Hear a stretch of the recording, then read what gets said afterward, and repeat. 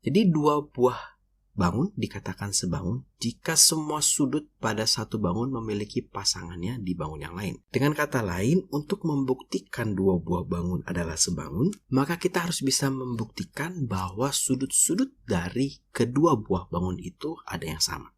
Ya, contohnya seperti ini. Segitiga yang atas dan segitiga yang bawah itu adalah segitiga yang sebangun.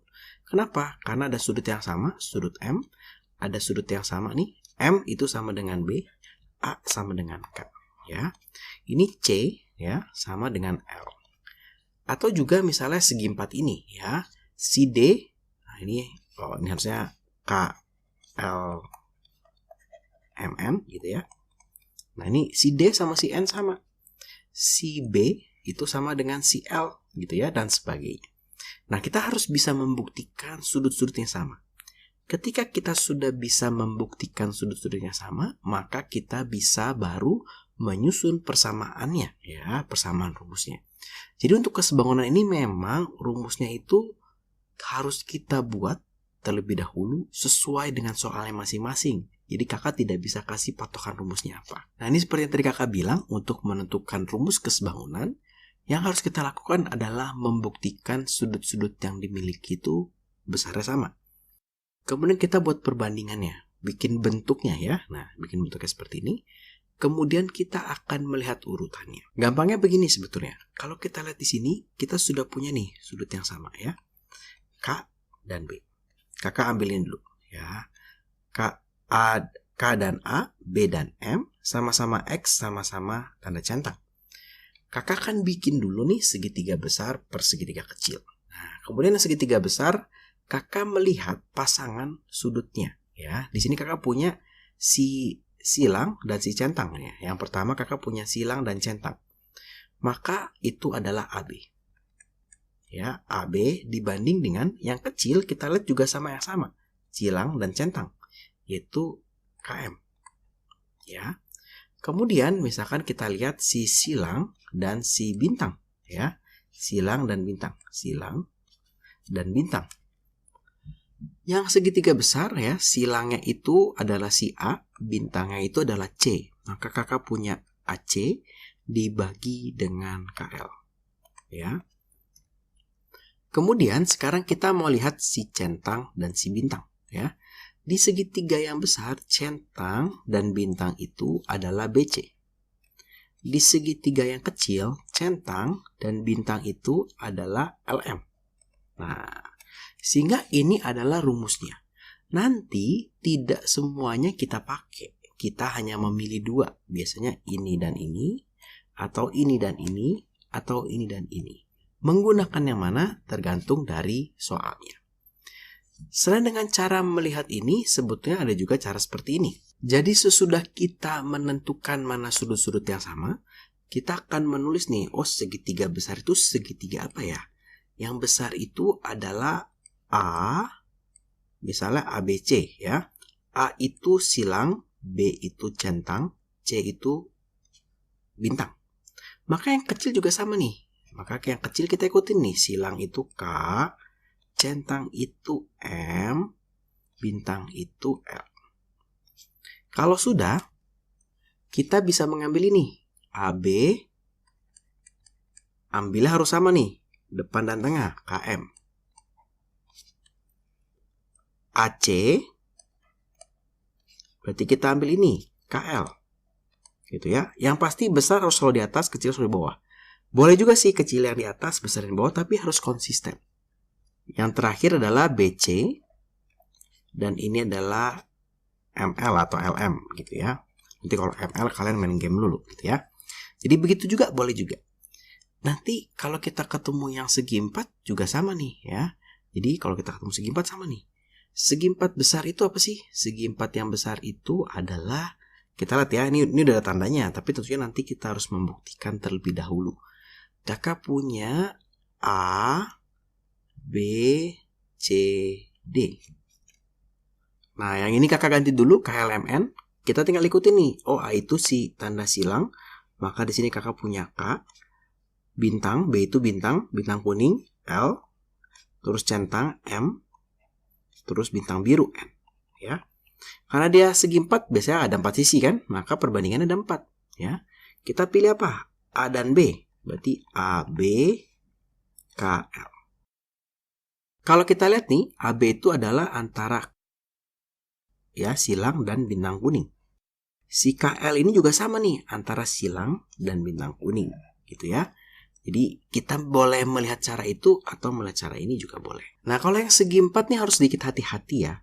Kita tidak punya sisi AC, kita punya sisi BC. Yaudah kita ambil BC gitu ya. Maka kita ambilnya adalah ML ya, LM gitu, sesuai dengan urutannya. Kemudian kita tidak punya sisi BD, kita punyanya BCD ya, CD, maka kita ambil juga sesuai dengan ini ya, MN gitu ya. Yang terakhir yang belum itu adalah sisi AD ya. AD, maka di sini kita ambil KN ya. Jadi yang penting kita bisa menentukan rumusnya, nanti kita bisa menjawab soalnya. Daripada bingung, kita langsung coba aja ya. Di sini kakak punya 2 buah segitiga. AB-nya ini adalah 10 cm. Biasanya kakak suka menulis keterangan-keterangan ini di gambar dibandingkan menulis diketahui. Kenapa? Karena lebih gampang nanti ngelihatnya ya. AC-nya kakak punya 15, nah, kemudian KM-nya kakak punya 6. Nah, kita disuruh menentukan panjang BC, KL, dan ML. Nah, ML nih, bukan MN. Kita nggak punya N. ML ya, bukan Mobile Legend ya. Nah, kita tentukan dulu sudut-sudutnya. Di sini kakak punya sudut 40, punya sudut 80, maka di sini kakak bisa cari nih sudutnya berapa. Tentunya pakai rumus yang segitiga, 180 dikurang 80 dikurang 40. Kakak dapat adalah 60 derajat. Yang ini juga kita cari nih. Ini nanti dapat 80 derajat. Dapat dari mana? Karena dia sebuah segitiga, jumlah sudutnya 180. 180 adalah 40 ditambah 60 ditambah sudut K gitu ya. Nanti dapat nih sudut K-nya adalah 80 derajat. Artinya di sini kita sudah mengetahui sudut-sudut yang sama. Maka kakak mau bikin rumusnya. Segitiga besar dibagi segitiga kecil. Ya, supaya gampang kakak tulis aja nih. Segitiga besar itu segitiga apa? Misalkan kakak tulis A, B, C. Boleh nih. Segitiga yang kecil jangan sembarangan nulisnya. A itu 80 derajat. Maka kita mulai dari K. B itu adalah 40. Maka L. C itu adalah 60, maka M. KLM. Kita akan punya rumusnya itu seperti ini. AB dibagi KL ya sama dengan AC. Sudut AC ada ya. AC ada ya. AC dibagi dengan KM sama dengan BC dibagi dengan LM. Jadi kalau pasangan sudutnya udah pas nih, ini A dan K ini 80 nih, B dan L nih 40 nih, C dan M nih 60 nih. Kalau sudah pas, kita tinggal pakai pola-pola seperti ini, jadi lebih mudah. Untuk mempermudah lagi, ya kita ada beberapa pertanyaan nih. Kita mesti memilih nih, mau pakai yang mana nih, ya? Apakah AB per KL sama dengan AC per KM atau yang mana? Nah, untuk mempermudah lagi, kita bisa begini. Kita masukin dulu angka yang kita tahu. Oh, AB kita tahu nih. Ya, 10 per KL. KL belum tahu ya. KL nggak ada nih. Sama dengan AC itu 15 per KM. KM itu 6. Oke. Sama dengan BC belum tahu per LM belum tahu. Nah, kalau kita lihat seperti ini, LM juga belum tahu ya. Kita akan memilih 2 pasang. Nah, jangan memilih yang depan. Jadi boleh macam-macam nih pasangannya nih. Kakak boleh tulis begini, 10 per KL sama dengan BC per LM. Kenapa boleh? Karena ini sebuah persamaan. Jadi boleh ini sama dengan ini, boleh. Boleh depan sama dengan tengah, boleh. Boleh tengah sama dengan belakang, boleh. Nah, memilih yang mana? Kita lihat yang ditanya dan juga yang paling banyak diketahui. Ya, kalau kita melihat di sini, begini nggak mungkin. Kita nggak tahu BC, nggak tahu LM, nggak tahu KL. Maka yang paling mungkin itu adalah kita ambil seperti ini. 10 per KL sama dengan 15 per 6. Ya. Sehingga kakak punya, ini dikali silang ya, 60 sama dengan 15 dikali KL. Maka kakak dapat nih, ternyata KL-nya adalah 60 dibagi 15, hasilnya 4. Ya, seperti itu. Jadi dapat nih KL ya. Nah, di soal ini ternyata kakak ada sedikit lupa, harusnya antara si ML, LM ini harus dikasih tahu nih ya, salah satu mesti kasih tahu. Misalnya kakak kasih tahu LM-nya ini adalah ini 6, ini 4, ini misalnya 10. Gitu ya, ini misalnya 10. Maka LM ini 10, nah ini LM-nya 10. Maka kita lebih nyaman, kita akan menggunakan seperti ini. 15 per 6 sama dengan BC per 10 ya. Kenapa? Karena yang ini udah pasti tahu nih dua-duanya nih. Ini pasti kepake nih ya. Tinggal ini sama dengan ini atau ini sama dengan ini gitu ya. Maka di sini kita punya 150 sama dengan BC dikali 6.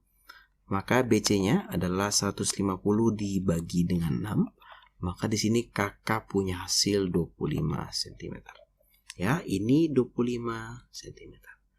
Ya, kira-kira seperti itu. Jadi kita harus bisa menentukan rumusnya.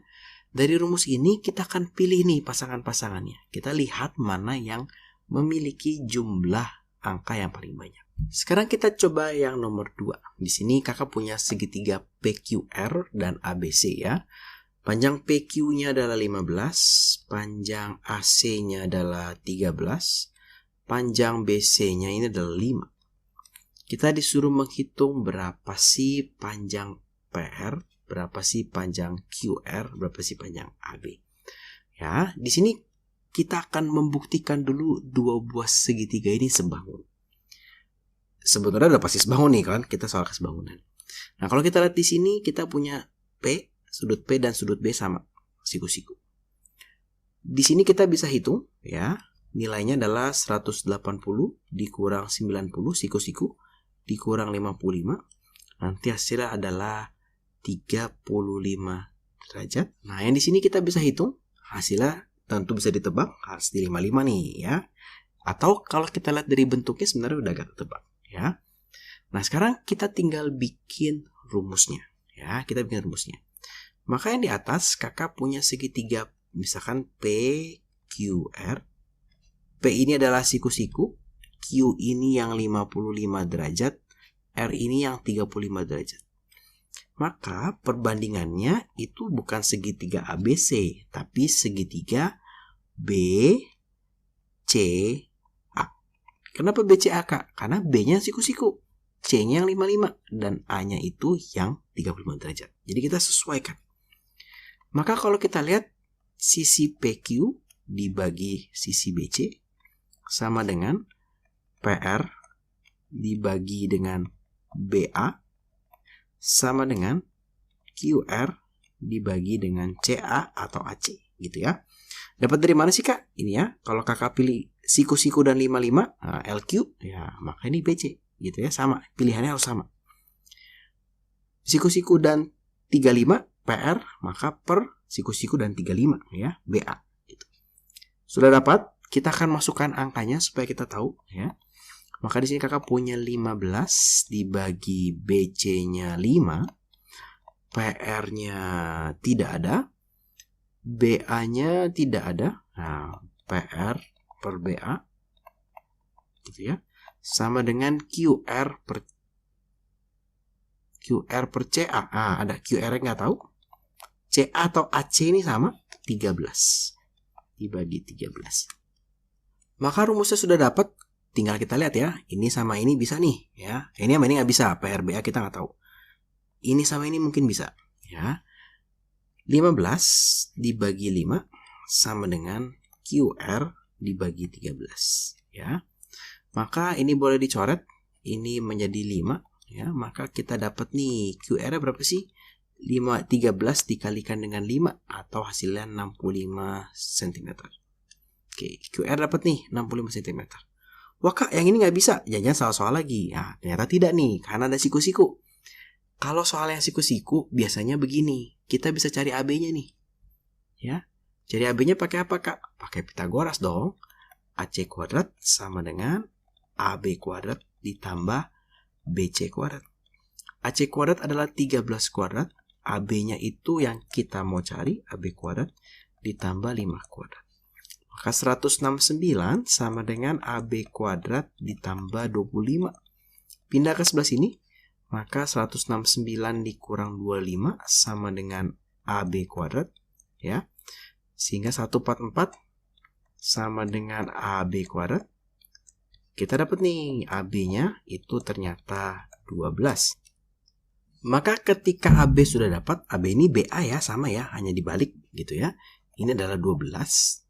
Maka kita bisa mencari PR-nya. Nah, terserah nih, kita mau pakai 15/5 atau pakai ini boleh juga, karena QR kita sudah punya. Misalnya kakak pakai yang QR deh ya. Berarti kakak pakai PR dibagi 12 sama dengan QR itu sudah dapat 65 dibagi 13. Ya, ini boleh dicoret jadinya 5. Maka PR-nya ini adalah 12 dikali 5, 60 cm. Nah, dapat ya, ternyata cukup gampang loh ya. Yang penting kita bisa bikin ini ya. Habis bisa bikin ini, kita tinggal pilih mana yang bisa kita pakai persamaannya. Sekarang kakak akan contohkan yang segi 4. Di sini 2 buah trapesium adalah sebangun ya. Kalau kita lihat di sini sama-sama siku-siku 120 bisa kita hitung ya. Di sini itu adalah 360 dikurang 2 kali siku-siku itu adalah 180 dikurang 120 hasilnya adalah 60 derajat. Nah, sebenarnya bisa kelihatan ya, ini 60 derajat, ini harusnya 120 derajat juga. Maka kita mau bikin rumusnya nih. Kita punya trapesium. Nah, trapesium apa nih? Misalnya kakak mau A, B, C, D. Dibagi trapesium apa ya? Nah, trapesium ini harus kita lihat nih. Trapesiumnya itu A itu sudut 60 nih, sudut 60. Ya, sudut 60. Sudut 60. Berarti R dulu ya, berarti ini R. Dia bukan ke yang 120 tapi ke yang siku-siku. Berarti dia ke S. RS PQ. Nah, agak sedikit beda ya. Jadi harus hati-hati nih dalam penamaan ini. Kalau sudah jadi gampang. Oh, berarti sekarang sisi AB ya, sisi AB itu dibanding AB dibanding dengan RS. Ya, terus kita punya sisi BC. Nah, ini BC dibanding dengan PS boleh ya. Terus sisi CD dibanding dengan sisi PQ. Dan sisi AD dibanding dengan sisi RQ. Nah, jadi gampang ya kalau penamaannya sudah sesuai dengan urutan sudutnya, untuk membuat persamaannya menjadi mudah. Walaupun memang penamaan ini kurang tepat, harusnya sesuai alfabet berurutan ya, tapi nggak masalah demi kita dapat rumus yang pas. Sekarang kita lihat di sini, panjang BC sama dengan CD sama dengan 8. BC sama CD 8. AB-nya ini adalah 14, SR-nya adalah 7.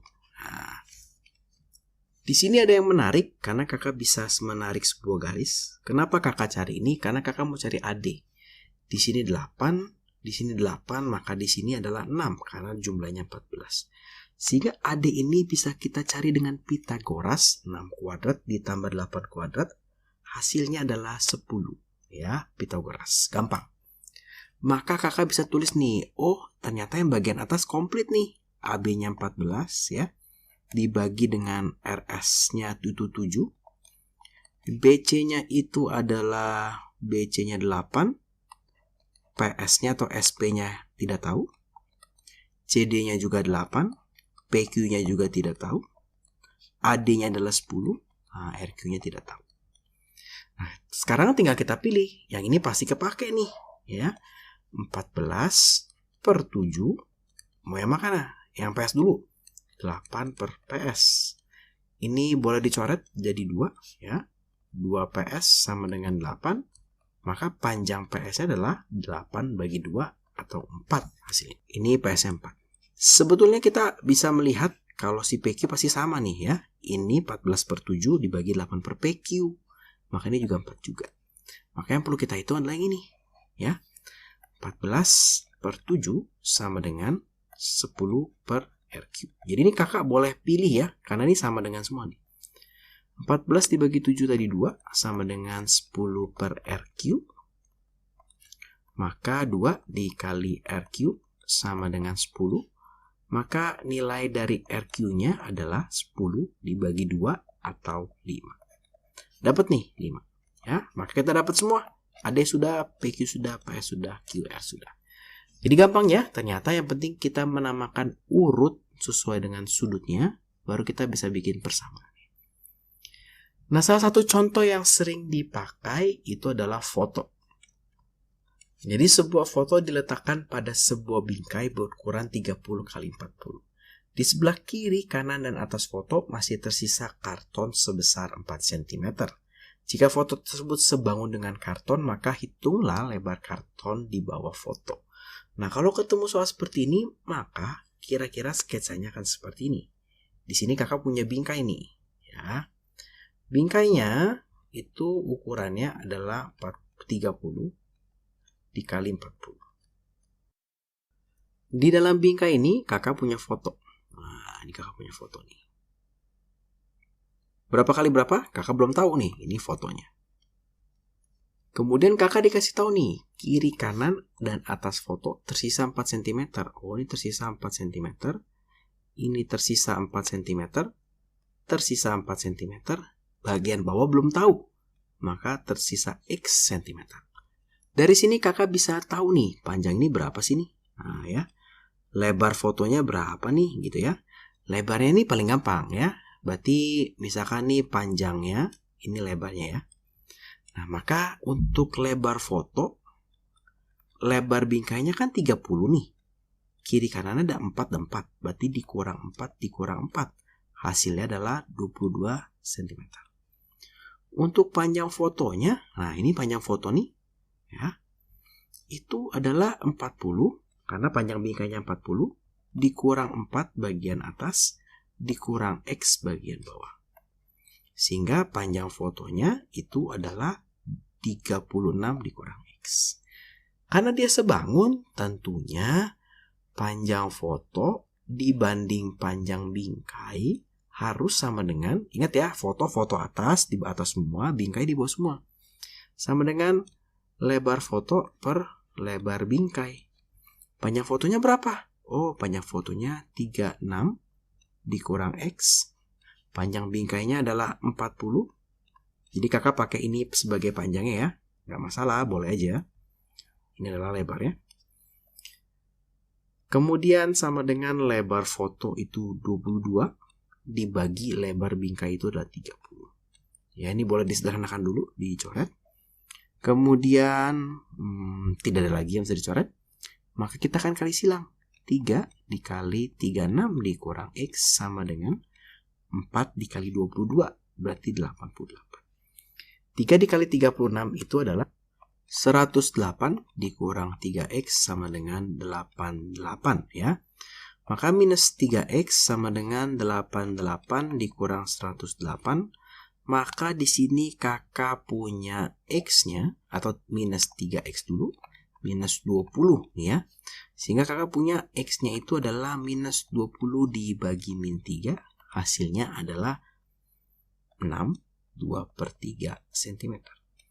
Jadi di bagian bawah sini kita masih punya 6, 2/3 cm. Sisa dari fotonya, dari bingkainya. Nah, sebenarnya di soal ini tidak disebutkan fotonya tuh portrait atau landscape. Biasanya kalian akan dikasih gambarnya ya, atau dikasih tahu fotonya menghadapnya portrait atau landscape. Tapi kalau tidak, kalau di esai mungkin guru kalian mintanya menghitung 2 kemungkinannya. Ya, tapi kakak nggak hitung yang di sini, kakak akan hitung yang di sini. Jadi di sini kakak punya 80 kali 50. Jadi bisa saja dia begini ya. Nah, bisa aja dia begini nih. Ini 50, ini 80. Tapi bisa juga begini nih ya. Nah, ini 80-nya ke sini nih. 80, 50-nya di sini. Nah, bisa nih. Nah, kakak mau pakai yang ini sekarang. Ya. Di sini sebuah foto ditempel pada selai karton ya, dijadikan bingkai dengan ukuran 80 kali 50. 80-nya ke samping gitu ya. Nah, yang ke bawahnya 50. Bawah kiri kanan berjarak 10 cm, sudah kakak gambarkan. Atasnya belum tahu X ya. Maka misalkan kalau ini tetap deh sama ini misalnya panjangnya. Misalkan ini adalah lebarnya gitu ya. Maka kalau kita lihat karena dia sebangun, maka panjang dari foto dibagi panjang dari bingkai atau karton sama dengan lebar dari foto dibagi lebar dari bingkai. Nah, sebelumnya kita bisa menghitung nih ya, lebar dari fotonya nih. Lebar dari fotonya, lebar bingkainya adalah 80 dikurang kiri kanannya 10, 20. Maka hasilnya adalah 60. Sedangkan untuk panjang dari si fotonya ya, itu panjang bingkainya adalah 50 dikurang bagian bawah 10 dikurang bagian atas X. Maka kita punya 40 dikurang X.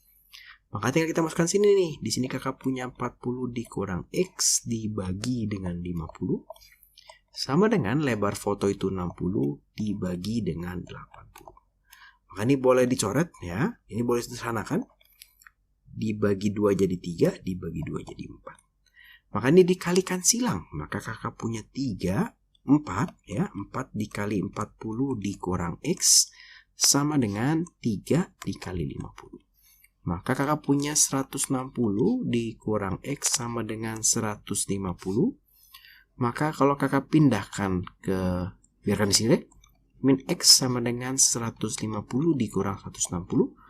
Maka min X sama dengan min 10. X-nya adalah 10 cm. Ternyata bagian atasnya juga 10 cm nih ya. Akan menjadi sedikit berbeda kalau bagian bawahnya misal 5 atau 8 cm. Nah, jadi cukup mudah ya. Yang penting kalau ketemu soal seperti ini, kita bisa menentukan panjang foto per panjang bingkai sama dengan lebar foto per lebar bingkai. Konsepnya ini sama juga dengan yang tadi nih yang kakak ajarkan. Yang persegi besar, persegi kecil, tapi kalau di sini kakak pakainya karena foto lebih kecil dibagi persegi besar ya. Dan perbandingan dari sisi-sisinya. Nah, jadi cukup mudah ya ternyata untuk soal-soal kesebangunan yang awal. Di video berikutnya nanti kakak akan mengajarkan tentang kesebangunan pada segitiga ya, secara khusus pada segitiga. Terima kasih buat teman-teman yang sudah menonton video ini. Selamat belajar.